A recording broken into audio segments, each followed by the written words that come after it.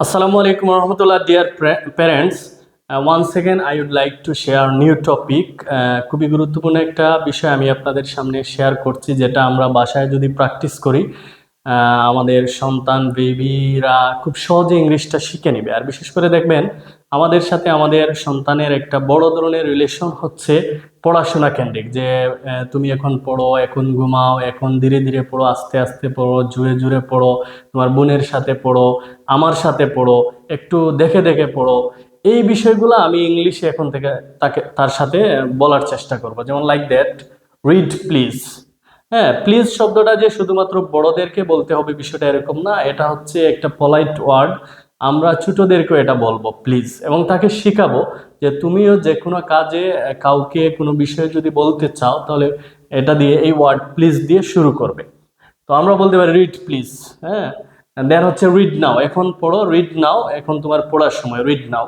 Read loudly, তুমি জোরে জোরে পড়ো, রিড লাউডলি, তুমি ধীরে ধীরে পড়ো, না হলে তুমি বুঝতে পারবে না বা তোমার মেমোরাইজ হবে না। রিড স্লোলি, হ্যাঁ, কেয়ারফুলি, যে একটু বুঝে বুঝে পড়ার চেষ্টা করো। Read carefully.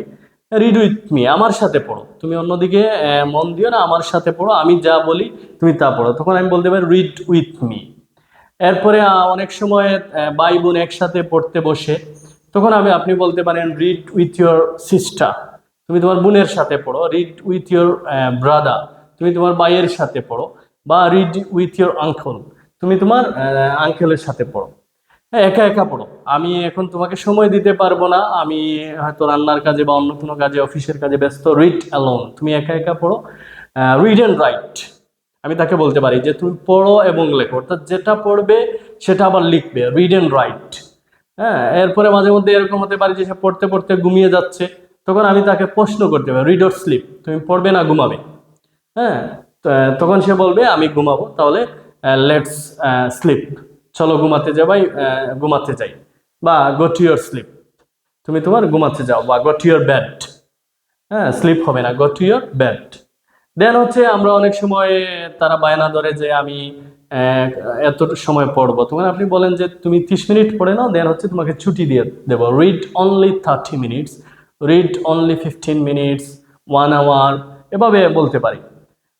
যে অনেক সময় আমরা বলি একই জিনিস তুমি বারবার পড়ো, রিড অ্যাগেইন অ্যান্ড অ্যাগেইন। হ্যাঁ, রিড অ্যাগেইন অ্যান্ড অ্যাগেইন।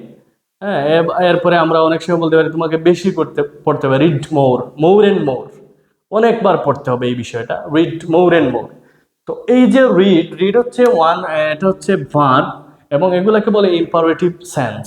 তো আমি যদি আমার বাসায় নর্মালি আমরা এত বেশি কথা বলি ইম্পারেটিভ সেন্সে, মানে আদেশ করি, উপদেশ দিই।